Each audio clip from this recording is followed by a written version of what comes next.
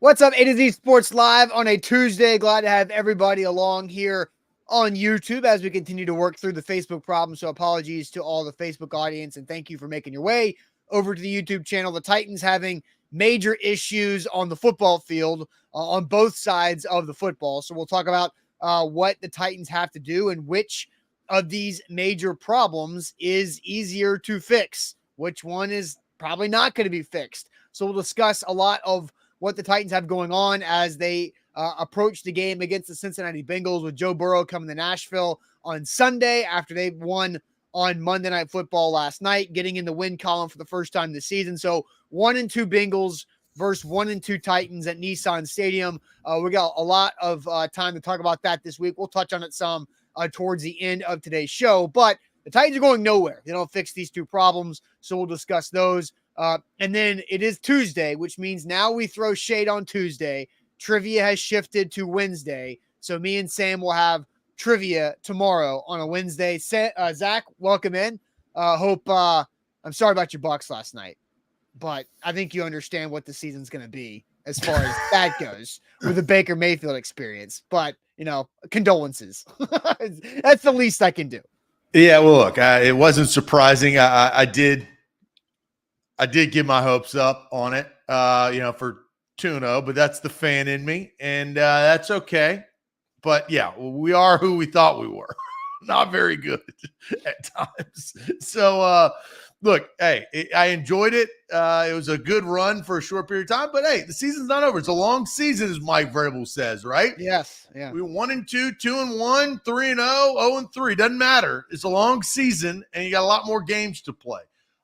So we'll see what happens there, but we've got bigger problems, bigger fish to fry on this show when it comes to the Tennessee Titans and some of their issues. We're going to talk about two major issues. We are broadcasting live on YouTube and Twitch, mainly on YouTube because Facebook's messed up. There's some pre-shade right there, but on YouTube, we will tweet out our YouTube link segment by segment on our Twitter/X handle at A to Z Sports. So follow us there. You can get all of the great coverage that we provide to Titans fans constantly by following us on Twitter at A to Z Sports, and subscribe to our YouTube channel. That is the main way as we're working through Facebook issues. Is I think everybody's on that has been on Facebook has at one point had Facebook issues. We're working through those as of now, but that's the good thing that we simulcast on multi-platform, including YouTube. So hit the subscribe button. If you're already a subscriber,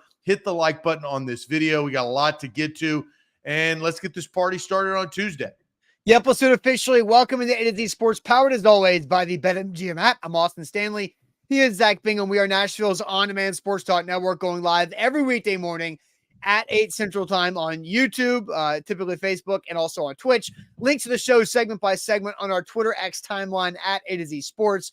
Also hit us up and follow us on Instagram, TikTok, and Threads for more great Titans coverage. Gathering our sponsors because we need them to make it happen. They help you guys out in your life as well. Wilson County Hyundai, make them a part of your new car buying process by seeing them in Lebanon or online, wilsoncountyhyundai.com. The Bone and Joint Institute, boneandjointtn.org, the region's destination for comprehensive orthopedic and sports medicine care. Farm Bureau Health Plans, you can get better with Farm Bureau Health Plans at fbhp.com/ATOZ. The Aura app, keeping you safe online.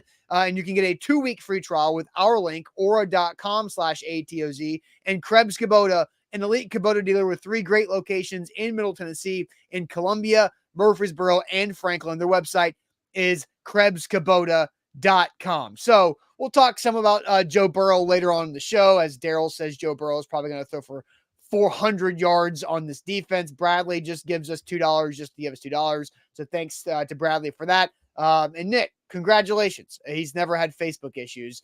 So hopefully maybe we'll throw some shade at the end of the show. I don't know if it's going to be Facebook or not.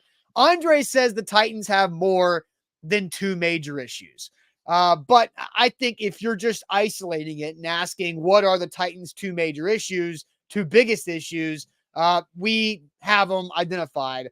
But first, Zach, let's hear from the head coach, Mike Vrabel, who had his Monday press conference yesterday and was asked out of the gates how much from yesterday's beatdown, is my words, not Teresa Walker's, yesterday's beatdown by the Browns, 27-3, is fixable? Here's what the head coach said. I think there's a lot of things that are fixable, and obviously the execution has to be better. Like that's in all three phases. When you lose, that's how it is. And certainly offensively, we have to, understand who we are and how we have to stay efficient. And the difference in 3rd and 4 and 3rd and 10 or 11 is critical. Just our ability to play the game in that fashion, much like we did against the Chargers. We weren't able to do that consistently enough yesterday. So, our ability to pick up and convert on possession downs at 3rd and 5 or less, is really good. And then the 3rd and 10 pluses are 2 for 25, and that's just too many 3rd and longs. Yeah, too many 3rd and longs, 2 for 25. Zach, that was one of your stats you brought up yesterday. Do you buy what Mike Vrabel's saying about there's a lot that is fixable at this point? Yes, there are fixable things. So, and as a head coach, you can't sit here and say, well, look, we're Titanic, we're sinking. It's 3 games in, we're going to quit. That's just not Mike Vrabel's mentality, nor should any head coach ever think that way. So I think he's proven that they've fixed a lot worse situations, Austin, in the past, right? When you say doom and gloom, when Derrick Henry broke his foot, I remember us on this show sitting there saying, what the hell are they going to do? When Ryan Tannehill went out and Malik Willis was going to have to step up, what the hell are they going to do? There's been so many different things that have been thrown their way. Taylor Lewan, oh no, they're 5-0, and then their left tackle goes down and he's out for the season. Oh no, what are they going to do? So they have encountered things throughout the course of the last several years.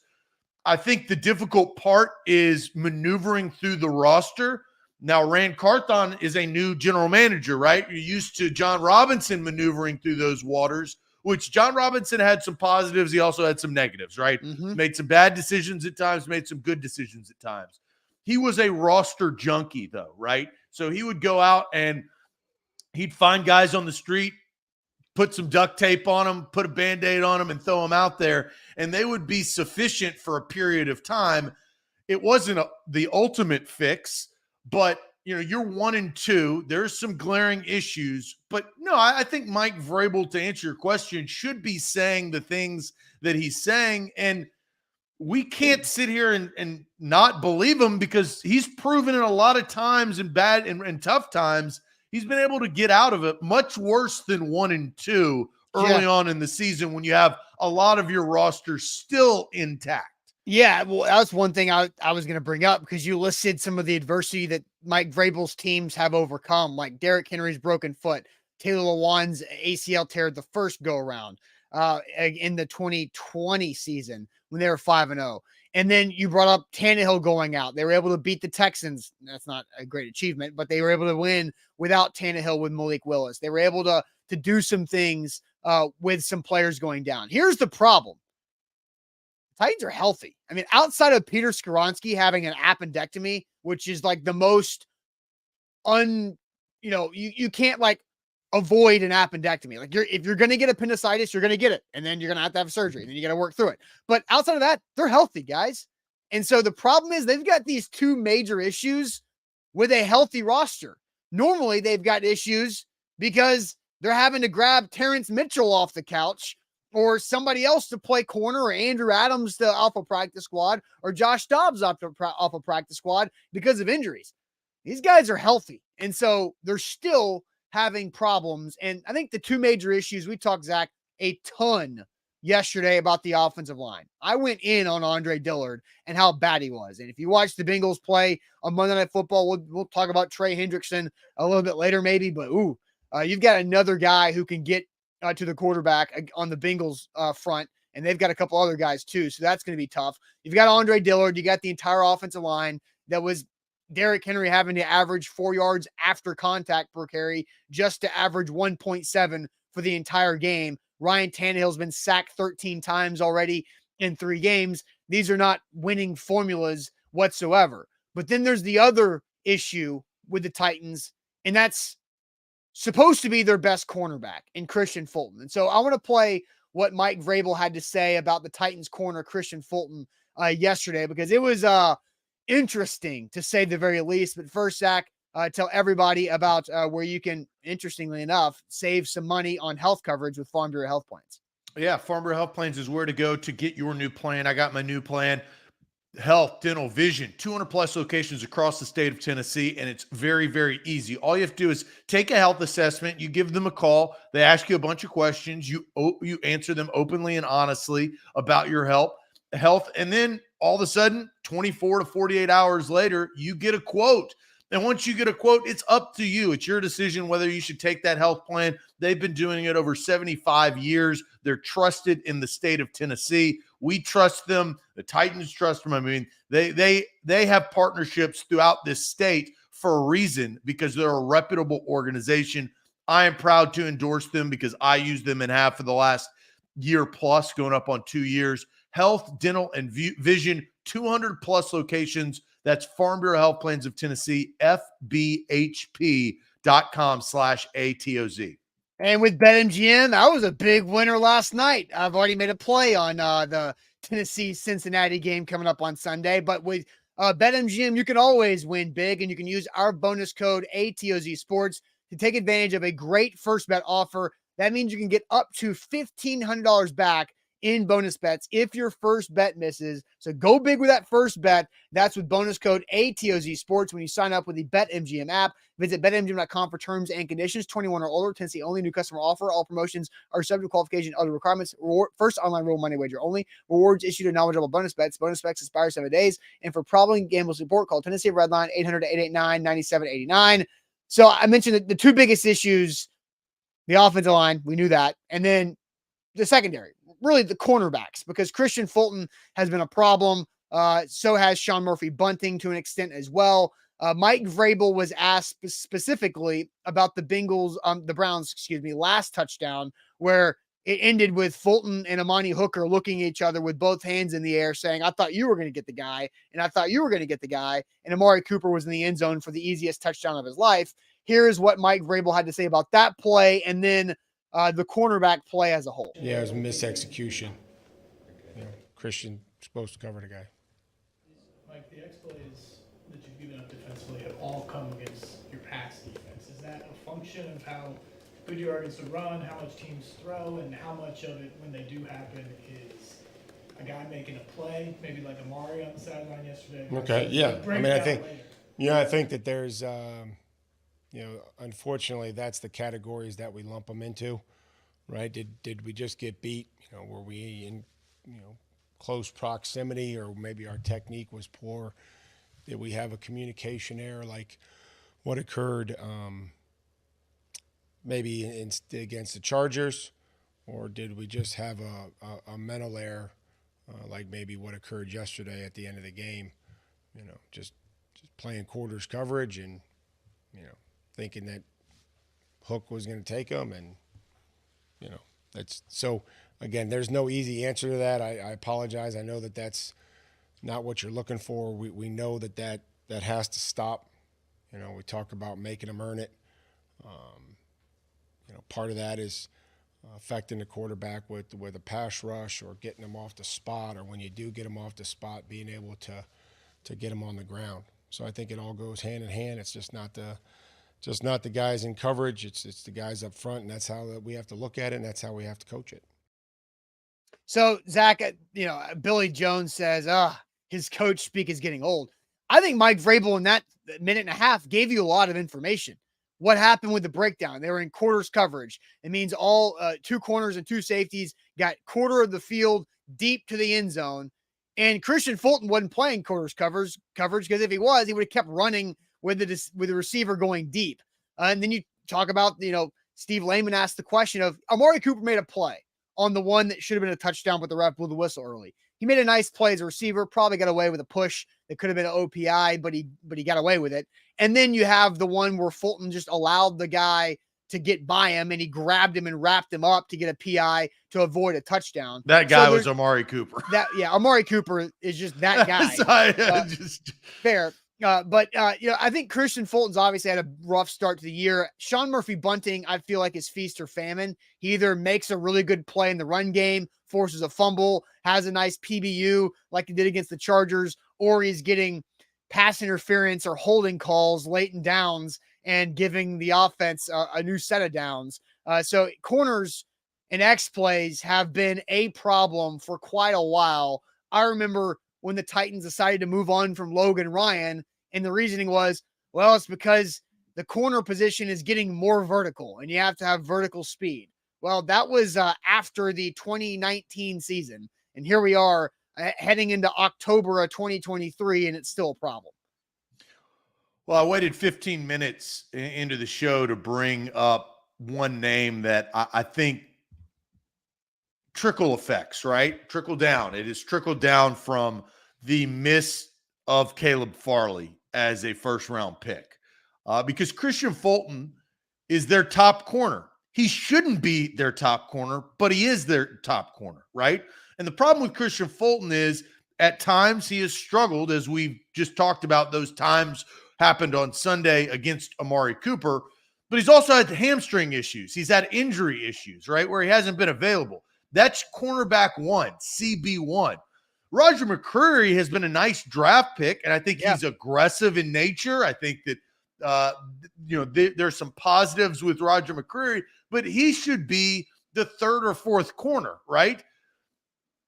This is the difficult situation that the miss/whiff of Caleb Farley, who is not even, he's not even a conversation of if he's good or bad. He's not even playing, right? Because of his injuries, and he had injury history before they drafted him. So it has vaulted Christian Fulton into a position that probably Austin is maybe too big for his britches. And I think that's kind of how I feel after seeing him play. Now, his rookie year, he made some unbelievable plays. He was pretty impressive. When he was out there, though. Yeah, but his he wasn't rookie out year, there the entire time. He got COVID once because that was 2020 COVID season. He got COVID once. He missed a few games, and then he had some type of soft tissue injury that he's continuously had. And look, I want to say this because Christian Fulton has been objectively awful so far this season. Another thing I did not expect when watching Titans training camp through 5+ weeks in the dead heat of Nashville, July and August, I was not expecting Christian Fulton to be objectively awful. There's another thing that I was not expecting that me and Sam are going to talk about tomorrow on the morning show too. So get ready for that because I want to dive into that. But Christian Fulton has been terrible. And so here are the stats. And this is, Nick Suss, the Tennessean, put this together according to Pro Football Focus. Christian Fulton's passer rating against when targeted this year is a perfect 158.3. Quarterbacks are 7 for 8 for 165 and a touchdown throwing against him per Pro Football Focus. That doesn't even go into the multiple penalties that Fulton has had. One on the 2nd and long after Watson threw the ball backwards where he made contact with Cooper a little early. The one that I referenced earlier a few minutes ago of grabbing Cooper around the waist because he got flat out beaten, fooled on a double move. So, Christian Fulton has been bad. Yeah, I'm not saying it's Fulton's fault, but the Titans' one win was when Christian Fulton was out with a hamstring injury against the Chargers. And so he has got to be better because he is the most talented cornerback the Titans have on the roster. That's not incorrect. He is the most talented. But he's incrementally gotten worse. Yeah. Yeah. And I want to play another video too. And Donald brings up it's his contract year. And Christian Fulton talked a big game because Zach, this was him early in training camp talking about what he was getting set to do in a contract year. I'm feeling good. Body feels good. I've just been excited, about the work that I've been putting in, since February. And, I'm excited to be back around the team. Been around them the last 2 weeks or so. And, everything's been good. The vibe's been great. Just, standing inside, just wanted to get some extra work in the weight room. And that's what the coaches allow me. I mean, obviously with me not being on the field, you know, I just having to, take the approach of doing everything I could off the field, whether that's film room, eating better, studying, my body movements, just talking with my training, all us being on the same page, with me going forward into the season. I mean, it was big, just to try new things. I mean, I feel like it's everybody has their own way of doing things, and everything doesn't work for everybody. I've been here, the last 2-3 off seasons, and I've had great time on the field, being here. So I just wanted to try a different approach, and see what it gets me, moving forward. Do you feel like it got you to where you want to be right now, at least? Yeah, definitely. I feel great. I mean, it's important every year, to have a great year. I expect that of myself. So that was just my take on, I wanted to do what I had to do, to make sure I'm there for my team, this upcoming year. I want to be out there. I will be out there 17 games. So that's the approach that I took. I will be out there for 17 games. Well, it took till week 2 for him to miss one, and then he's been awful since. Christian Fulton invested a lot in his own career this offseason and the work that he put in.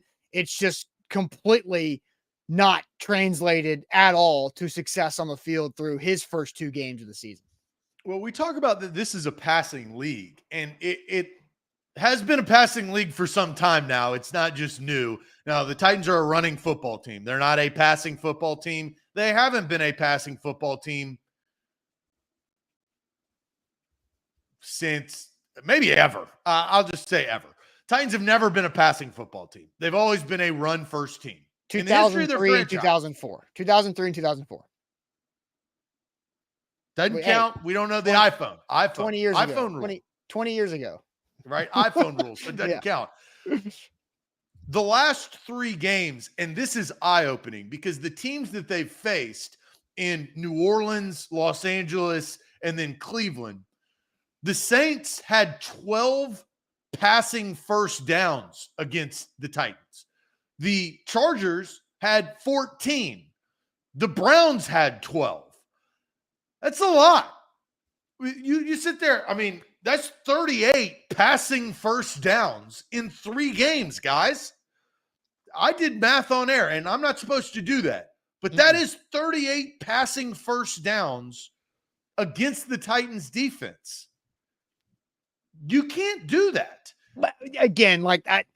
But I also do feel like that, that's going to happen. Like teams are going to gain yards on, and that's been Vrabel's mentality too, is that they give up yards a lot more than they give up points. And but what that tells me, Austin, that is a glaring statistic because that tells me they're not getting off the field on third down. I don't disagree. I don't disagree at all. But when the Titans are that good, and we did a show last week, Zach, the Titans are historically good against the run. They have the best run defense in the last 15 seasons plus over a 17-game sliding stretch. The best in the entire NFL over a 17-game period, and that continued with what they did against the Browns, even though they lost. And so with this historically good run defense, you're going to give up first down somehow, and it is through the passing game. But their problems are they're just getting gashed in some big spots, and they're supposed to be top guys are giving up the plays. But let's face it, though. Derek Carr, Justin Herbert, and Deshaun Watson are good quarterbacks. They're not rookies. They're big throw quarterbacks too, right? Right. They're not inexperienced. They are not novice. They're not elite, right? I mean, to go both ends of the spectrum, but they're solid quarterbacks. They can beat you with their arm. Yeah. 36 times they beat the Titans, or 38 times, 38 times they beat the Titans on third down with their arm. And, the Chargers game was close. The Saints game was close. The Browns game was not, obviously. But this is I think where maybe Mike Vrabel, and this is kind of what we'll get into, is this just what they are? Is this fixable? Can you go in there and change? Can Christian Fulton change? Can Sean Murphy Bunting change? Can Roger McCreary play like we've seen him play at times to be that aggressive ball hawk that is going to be kind of like a gnat, a terror to wide receivers? That's how I look at McCreary. Yeah. Christian Fulton, I think, has deteriorated, as we've talked about. And I would agree with your notion that Sean Murphy Bunting is feast or famine. Yeah. And, I said yesterday that I think DeAndre Hopkins is the one Titans offensive player you could absolve from fault on Sunday against the Browns. I think Roger McCreary is probably in that conversation with Kevin Byard on the defensive side of the football for absolving them of any fault whatsoever. All right. So let's ask our first question of the day. As I think we've got a good one.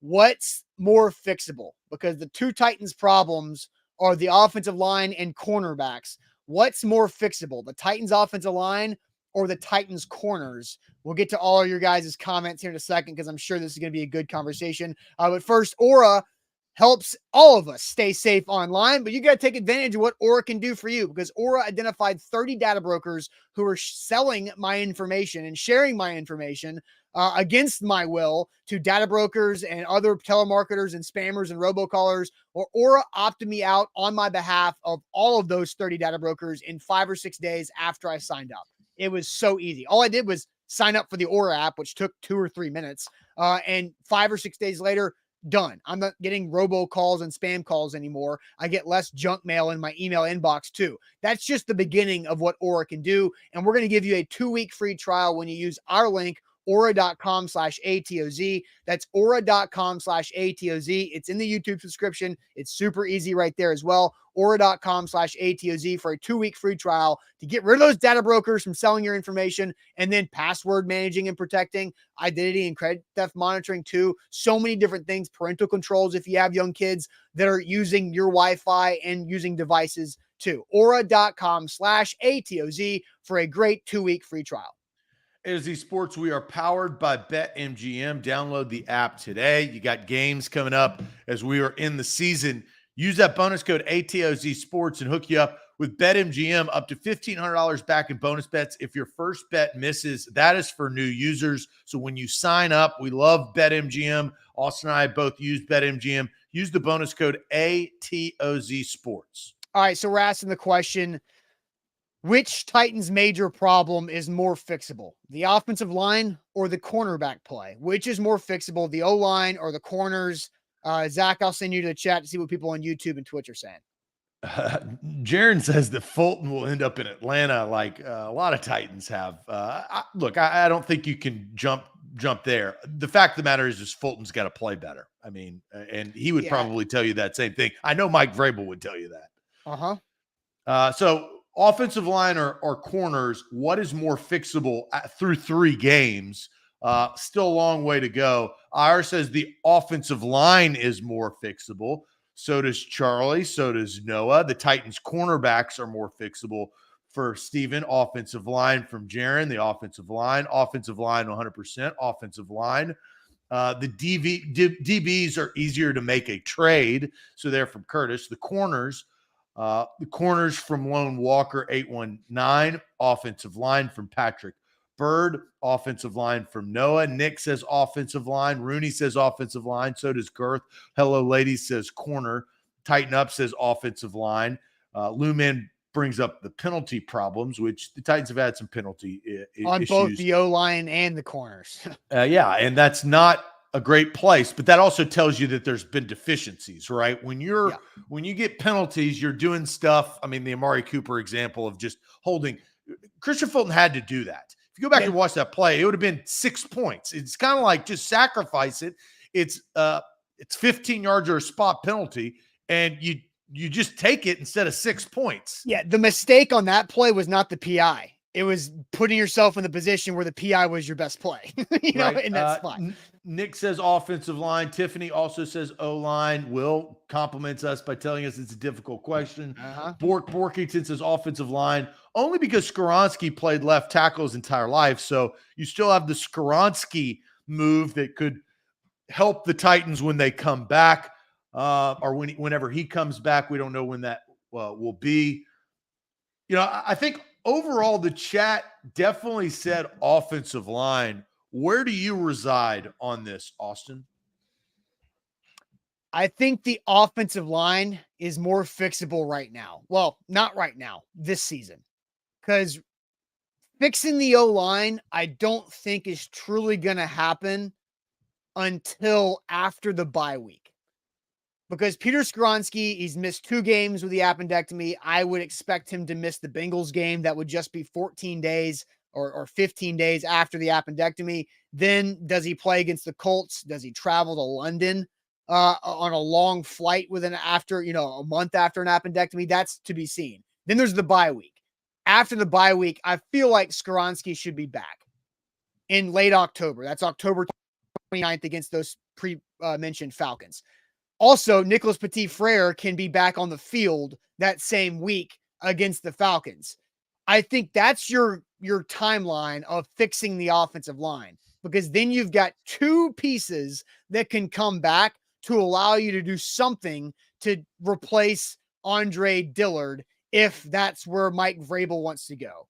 And so I think right now the offensive line this season has more options behind the current 5, with Dylan Radins, NPF, and Skoronski a part of it, and Chris Hubbard too, than what the secondary has. And Caleb says NPF also stinks. I don't disagree, but does he? Look, I do. You do? NPF had a up and down, starting with up and down rookie season. He's more experienced. He should be bigger. He should be stronger. He should be more techniqued. He should be coached better because he's had more coaching time, right? I mean, I think I can't sit here and say that NPF stinks. I don't believe that. He may come back and wet the bed. But I don't believe that. That is not my notion of NPF returning to the Titans. I think you remember, Zach, when Taylor Lewan got suspended for the first 4 games of the 2019 season, right? And he, in that, how they worked that training camp, Dennis Kelly got the majority of first team reps, but Lewan was still getting some first team reps. NPF was out 6 games, Lewan just 4. NPF was not getting first team reps, like at all. They had to figure out who it was going to be, right? Between Jamarco Jones or Chris Hubbard, then Jones get kicked off the team. That was a different, unique situation. NPF wasn't getting second team reps. NPF was consistently getting third team right tackle reps at this training camp, and he wasn't doing that great with them either. And go back and look and see. You don't have to go back because I'm not going to ask you to go back and watch second half preseason games. But when NPF was playing the second half of preseason, there were false starts. There were missed assignments. There was just flat out getting beat. I don't know if he was in his own head because of hurting the team by having a dumb suspension, like gambling at the facility like that, or what, but I'm not expecting a lot out of NPF, but I do think he can help you be better than what Andre Dillard's giving you. If NPF can be good enough to move Chris Hubbard to left tackle, who's had experience playing all up across the offensive line, including left tackle, I think that makes you more versatile. And I think the combination of Hubbard and NPF at tackle could be better than, and have a higher ceiling than Dillard and Hubbard at your tackles. So I think you got to simplify this in 2 ways. Cornerbacks versus offensive line. The offensive line, as we've talked about, they have the opportunity to get players back, right? Skoronski and NPF could come back. You mentioned Hubbard, the possibility of him moving around. So and Radins is key too, right? Different positions. Yeah, and that's not a good thing to say, but Radins is key. Radins, he's a 2nd round pick, remember, guys. And he doesn't play football like that, or at least how he should play. I think there's the hope of change versus the corner position, the secondary, are just going to have to play better, right? I mean, Caleb Farley is not going to ride in on some white horse come in and save the secondary. I can tell you that. That's not going to happen. Will not happen. So you don't have much help. Dane Cruikshank, I don't think he could come in here and save, and be the white knight that comes in here and saves a princess. I just don't think that is realistic.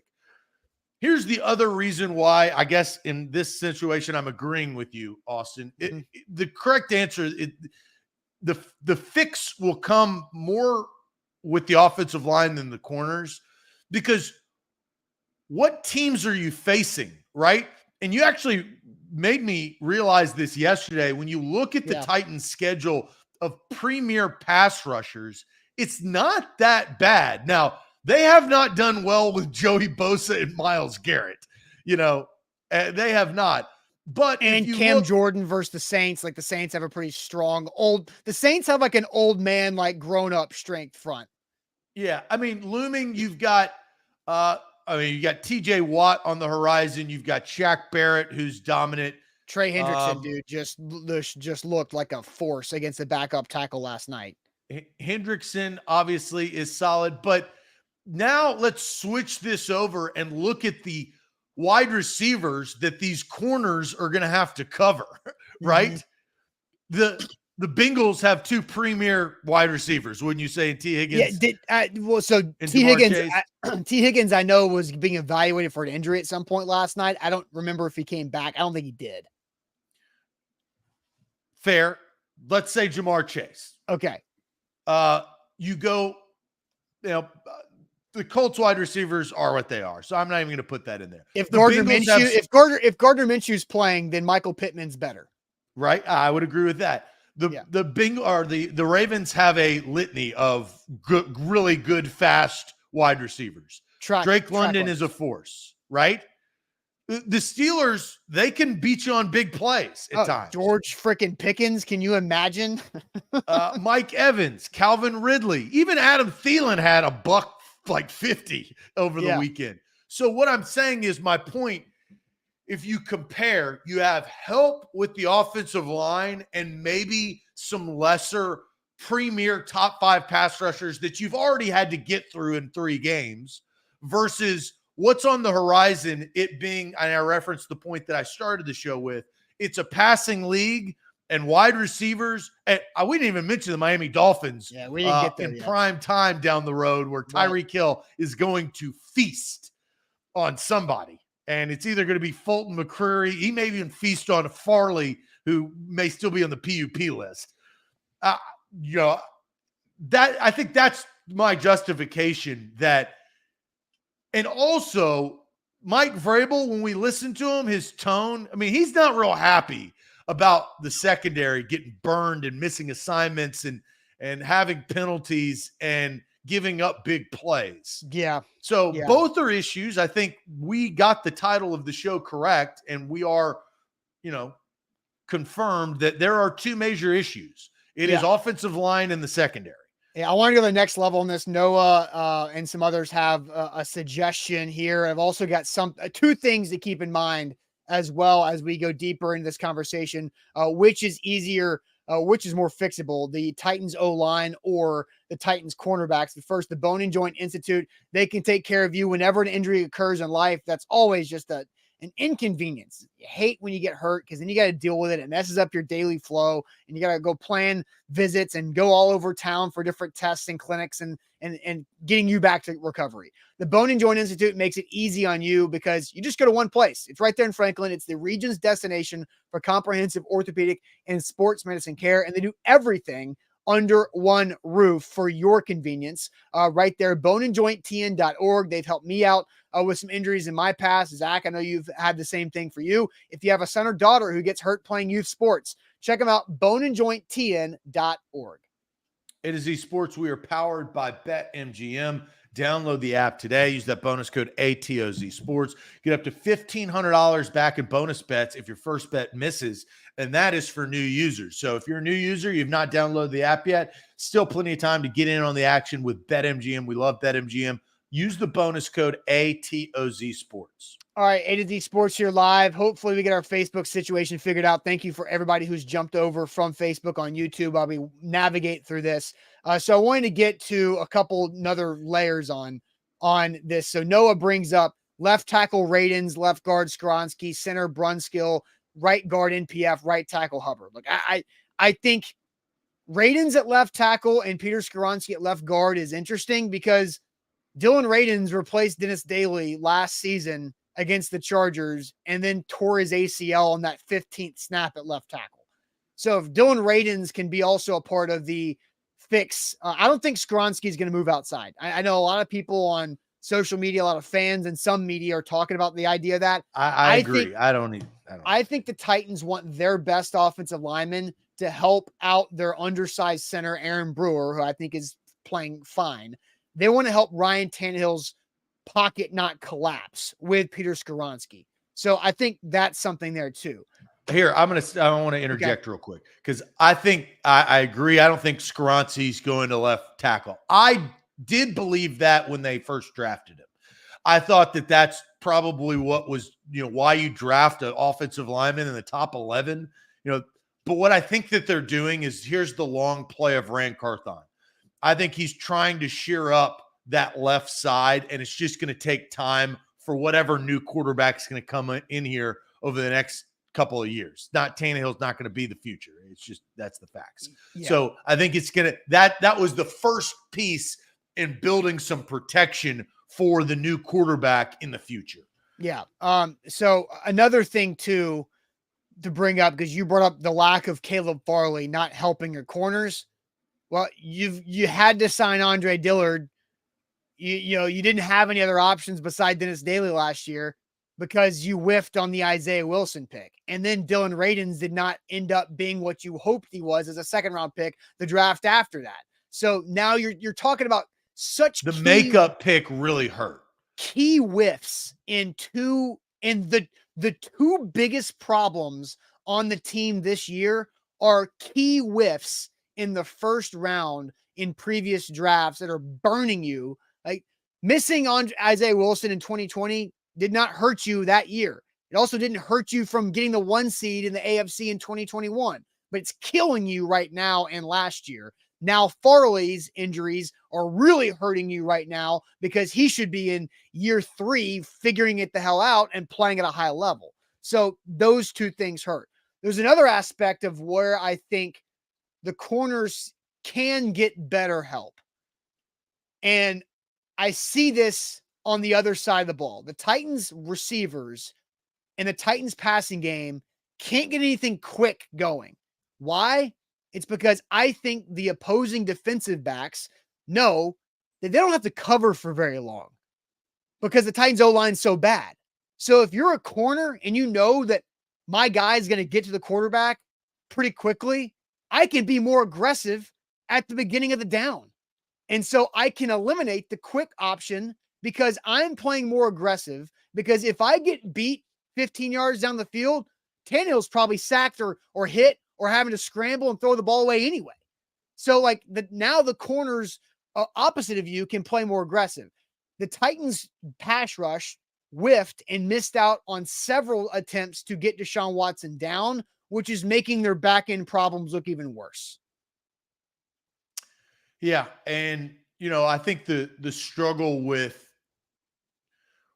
they're going to have to fix these two problems. I mean, if we talk about fixing problems, these problems need to be fixed if they're going to get back right. And you got to get back to 500 at 2-2. And then the one thing is like, this is why I always early in the football season, I'm like, don't overreact. They still have not played a divisional game, right?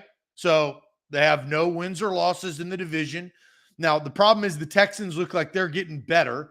And, the Colts have looked better without their star quarterback, which is, I think, unique. And the Jags are the Jags. The Jags have a good roster. Whether, you can erase the loss to the Texans over the weekend, they've got a good roster. They still have not played any divisional games. And Austin, we started the show with all of the problems that they've accrued over the last several years with their star players being out. I'm sure you'll talk about this later in the week. Treylon Burks has to be better. Their best player, Derrick Henry, has to be better. DeAndre Hopkins has to catch a touchdown pass one day. Ryan Tannehill is going to have to throw a touchdown pass one day. Their pass rush that they're paying all this money to Jeffrey Simmons and Harold Landry and Arden Key and Denico Autry. Yeah. Denico Autry is going to have to sack a quarterback one day. Well, Denico Autry has a sack in every game so far. So he is also in that Kevin Byard, Roger McCreary group too. Yeah, the line of consistency. That's fair. But you've got to attack and be able to be the fierce front four that they've been facing the first couple of games, right? Yeah. Like, you've got to instill fear into an offensive line and into a quarterback and really into an offensive scheme. And I just don't think that the Titans, I don't think that they do that with their pass rush yet. I'll say yet. They definitely do that with their run defense. People don't want to run against them because they get caught because they're so big up front. But that's not where they're getting beat. And so these things have to change. I think, okay, here, I'll ask you a question. We are the offensive line or the corners fixable? Are both fixable?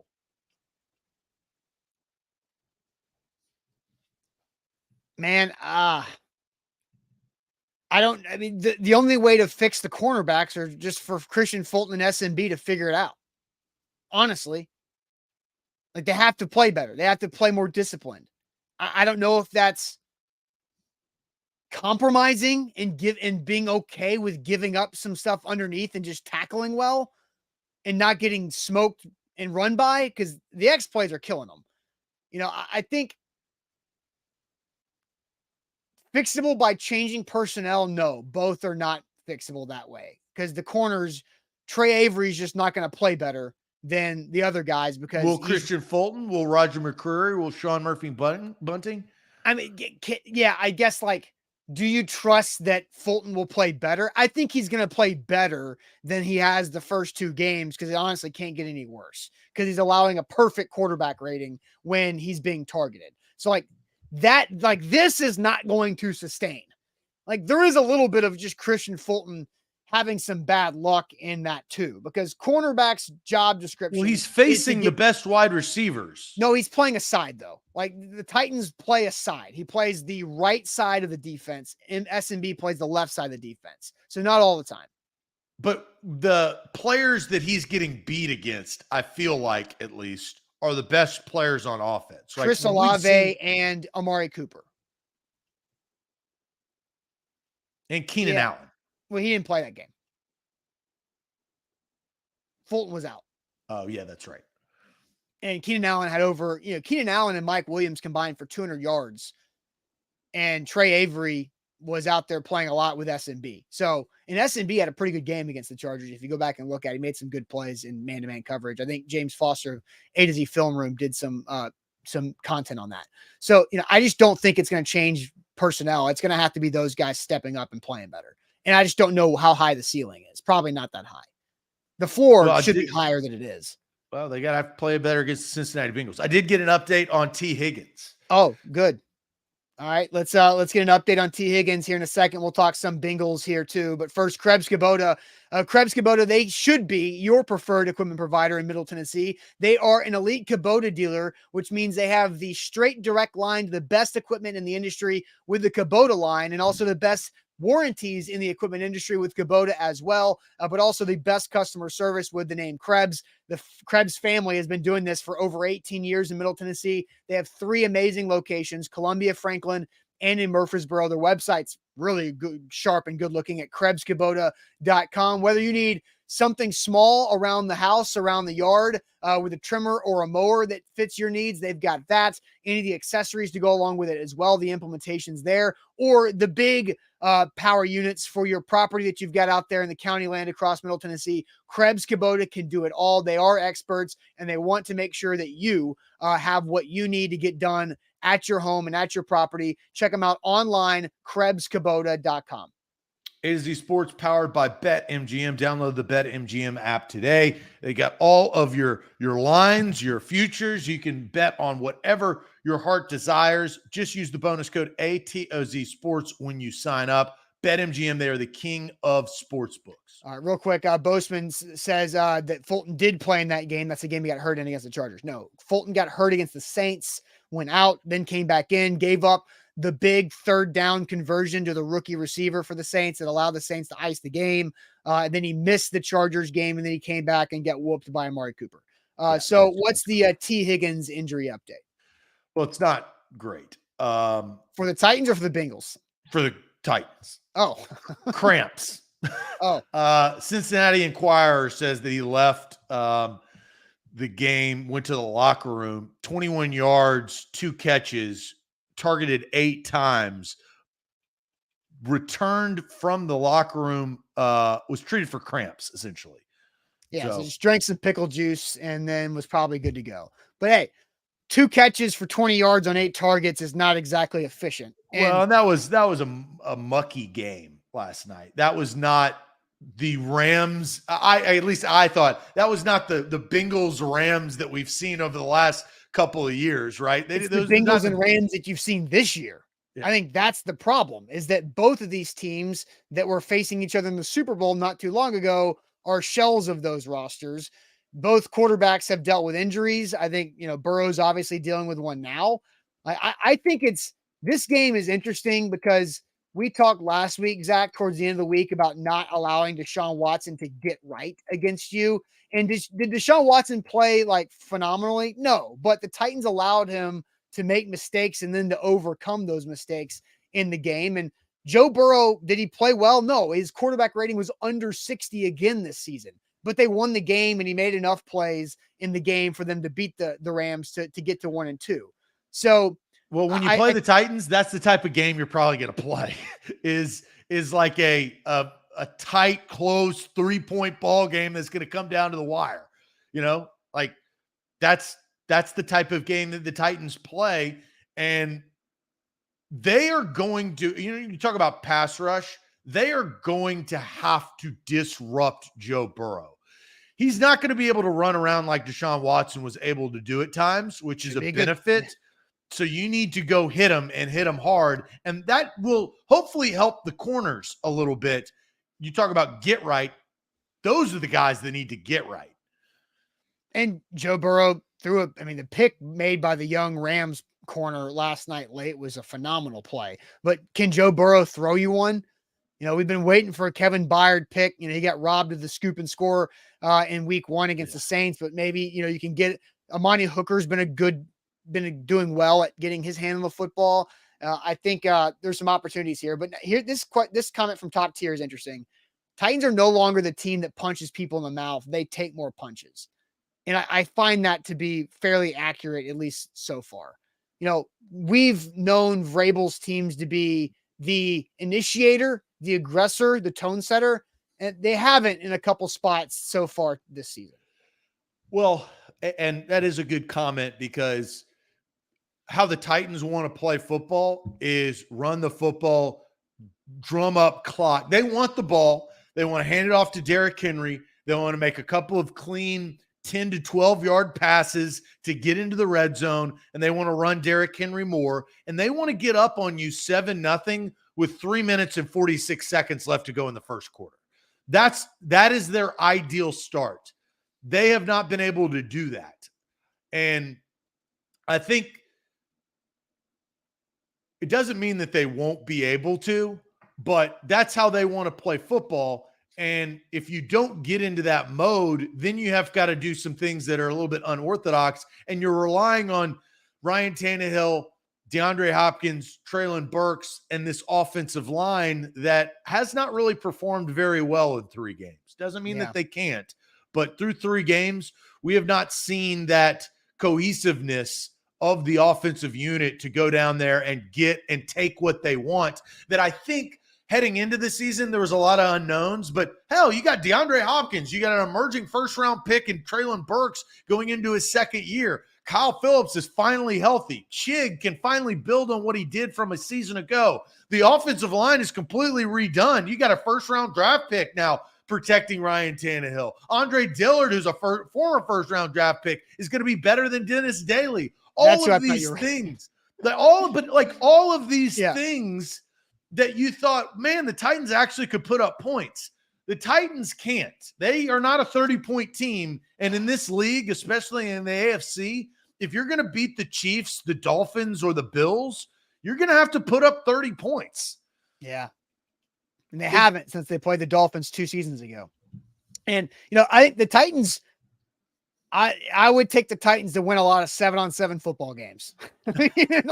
Now that also eliminates their front 7 on defense or front 4 on defense, I guess. But this offense, you think it looked like it's got the right pieces. You're like, oh, shifty slot receiver, two big body receivers that are good at catching the ball with their hands away from their body, a versatile, athletic, explosive tight end, a running back that can catch in the backfield in Tyjae Spears, and an accurate passer in Tannehill.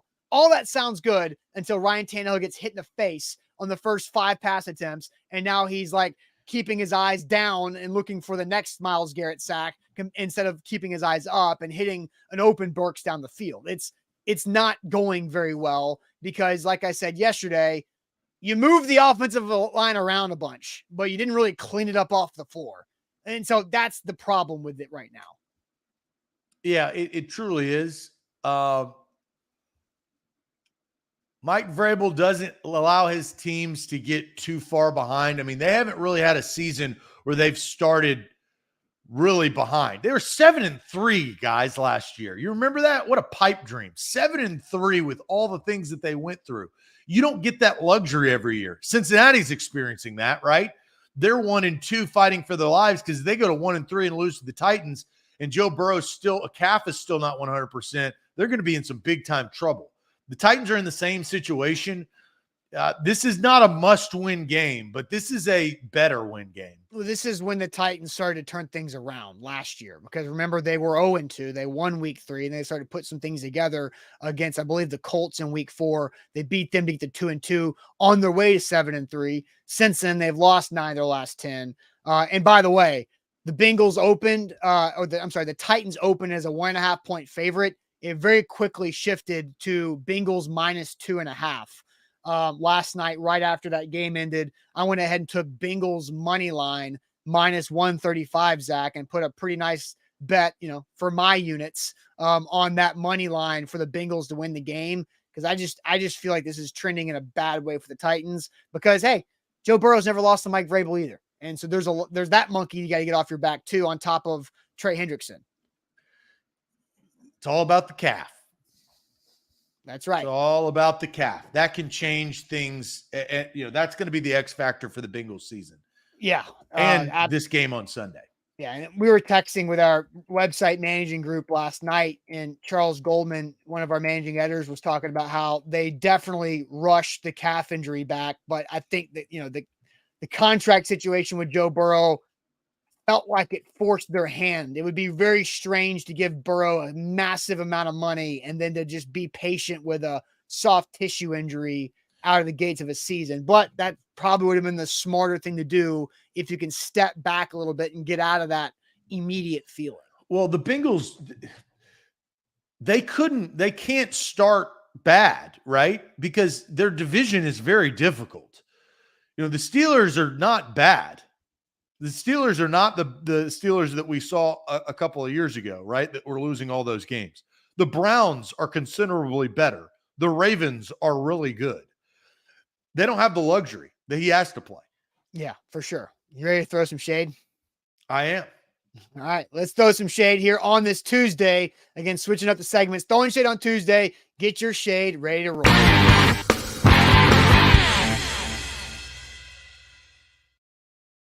Thanks again to Wilson County Hyundai. Make them a part of your new car buying process by seeing them in Lebanon. Say hey to Payne Bowen for us. Great guy running things in Lebanon at Wilson County Hyundai. Online at wilsoncountyhyundai.com. Throwing shade here to wrap up this Tuesday. I'm sure there are a ton of shade to be thrown. I see Ed throw shade at Lou Holtz for calling Ohio State soft. And then Ryan Day comes out and throws shade on national television at Lou Holtz for calling his team soft after the Notre Dame game. That was a wild finish, but a very fun finish at that. Yeah, Brian Day was ticked.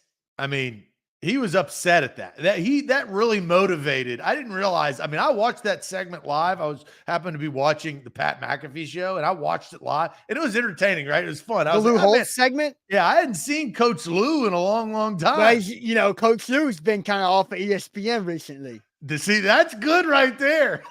That's good right there. He has, but he was in good spirits, and he said some damning things to Ohio State. Ohio State ended up getting the W that day. There's no shade right there. That was a great impression. Thank you. That was not a good impression. That was a great impression. I do a great Lou Holtz. I haven't done it in a long time. Eric says shade on the whole Titan situation be better. Elk says throwing shade on everyone going after Ryan Day for sticking up for his team. So for me on that, I had no idea what Lou Holtz said. So I was like, oh my God, what happened? Like, I was very caught off guard. Well, the older you get, the less F's you give, right? Yeah. And Lou is right in that mode of he doesn't care. He does not care. Shade on Vrabel for sucking the life out of the team. I don't necessarily believe that. Shade on Christian Fulton. Stephen King's very nice shade. We don't get Zach as much. Well, I'm here now, so soak it in. Shade on all the sports pages posting nothing but Taylor Swift from Ashley, which is pretty funny. I figured we were going to get a Taylor Swift shade. So Ashley, thank you for confirming that. Noah says shade on all the media making Deion in Colorado the victim after the Oregon game. I don't think that was the case. I think they just got their butts whipped. Hello, ladies. That's not a shade. Let's see here. Shade on Chig for missing an open catch. That was, there's some missed plays. This would be something interesting, maybe for your future show, Austin, lining up all of the missed big plays. Byard's return touchdown. You had Chig's missed catch against New Orleans. Tajay Spears, the missed throw for Ryan Tannehill. I mean, there has been some pretty big plays that were missed opportunities. Yeah. I mean, there were 21 points in the Saints game alone. Treylon Burks dropped pass. Treylon's dropped a couple. Chiggs dropped a couple, no doubt, on that. Let's see. Throwing shade. Amber says throwing shade for the dummy Titans fans who always big ups our players when they have one good season. I'm not really sure what that means. But more throwing shade here on the show.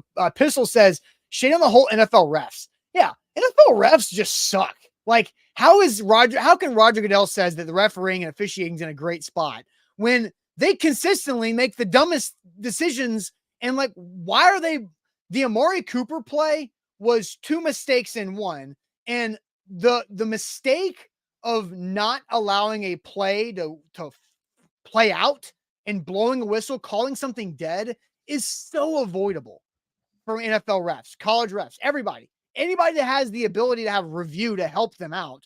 Like, let it happen and go fix it later. But if you try to make a cool, like, oh, I saw it and call it there, it's all on you then. It's so stupid. Like that needs to be understood within the NFL game that that's what they're doing to get it right. So we don't criticize the refs as much because we know that they are taught, let's just play this out. There's got to be a reason why they're not doing that. Well, no, because that has been an emphasis over the last couple of years. But and every coach, like it's not. Every coach tells their players, keep going, right? Like, just if you got the ball, run. Just run until you get to the end zone or until a referee grabs you before you get to the end zone. Just keep going. It's so bad. It's so bad. We'll get to your shade. Tiffany says shade on the lack of state funding for behavioral health patients. The ER is not an appropriate place for their needs. That's correct. There, Tiffany. What is your shade, Austin? I was trying to. I was going to let you take Facebook if you wanted to. So I was trying. I've got other shade. Okay, well, we can co-shade Facebook. So I was going to go to the upcoming shade, just my future shade of just being like, I knew Halloween was going to be Barbie and Ken all over the place, but now it's just going to be dudes in Travis Kelce jerseys and girls dressed up as Taylor Swift. Like, I don't know which one I'm going to hate more. I'm probably going to hate the Travis Kelce, Taylor Swift Halloween duos more than the Barbie duos. Because I do feel like there's some creativity things you can do with the Barbie Ken stuff, but the Travis Kelce and Taylor Swift Halloween costume duos are just going to make me mad because Travis Kelce's a douche. And I've always felt that way. And so if you're rocking a Kelce 87 Chiefs jersey on Halloween because your significant other wants to be Taylor Swift, then you're definitely a douche too. That's my shade. That's good shade. Well, these are the type of things that I could see Travis Kelce wearing. This is what I saw on the internet this morning. I was like, what is this? Darren Bell says the other ugliest sneaker has been perfected by a brand called Balmain. I don't know what that is. That looks And- like I tried to tie up my umbrella the wrong way. right? And they're $1,195. This is something Travis Kelce, I think, would be seen in, right? He could be rocking those. But I'm sitting there thinking to myself, like, who buys that? And I don't claim to be the fashionista of, New York or France or LA or any of the other, big markets. But you see those type of shoes and they look bad and they're like, $20,000. And it's like, if you have that much money, you can spend it on whatever you want, but find something better than that. Like, isn't it the whole Balenciaga stuff? I think it looks awful. I just don't think it looks good. Like, I don't know what you're talking about. yeah, it's like a high, they actually got in trouble for like weird stuff for their brand, but it's a very high value brand that you got to pay a lot of money to. So that was my shade. Once I saw that anybody paid $1,000 for whatever the hell you call that, that's my shade. Oh, so you want to throw shade on Facebook, or do we just want to thank our people that watch on Facebook who have made the transition over to YouTube to stick with us as we try to figure out everything that's going on? Yeah, we're navigating this tough time. Yeah, right. Randomly Facebook wouldn't let us stream. It looks like it's a bug in the system, but we have no idea. And obviously Facebook support, I could throw shade on them every day of my life. They don't help you. They don't know what they're doing. And so we have had to transition to. The good thing is people, as you said, Austin, have come to YouTube. It doesn't mean like this will be like this forever, but for the time being, it will. So shade on Facebook for not fixing our problems. Yeah, we have our best people on it, right? All the cliches. We're doing what we need to do to get this figured out. And here's now I'm going to dive a little bit deeper to Facebook because Mark Zuckerberg, I feel like he has just completely like. The stock is at an all-time high. They fired 11,000 people in November. They've really dove into AI, which is a problem because it doesn't help people. It just is a system. And he is now just focusing on VR, right? Virtual reality. And he's just forgotten about his multi-billion-dollar business called Facebook that still people are on, whether you're young or old, it doesn't matter. And I think that it's like, you go look at his Instagram, nothing is about Facebook. It's all about Oculus and all of that stuff. So he's trying to get ahead in the future, which I understand is a business, but you also have to regulate and help the product that is currently making you as much money as they are. And the only reason why he can work on VR is because of what Facebook did for him. But he doesn't. So I don't know when we'll be back on Facebook, but it won't be today. I just will say that. So hopefully in the future. Yep. Stick with us on that. But hey, we'll keep it rolling and make sure you like the show for us because likes go a long way with YouTube. So please, please, please like the show before you out of here. And also share the link wherever you can, whether it's group text. If you're in Facebook groups, share our YouTube link to that. That would help us out and go a long way, as well as other social platforms. But make sure you like the show before you head out of here. Buck Rising live tonight for A to Z Sports Primetime. And we'll see you guys tomorrow morning at 8. Appreciate it as always. Adios.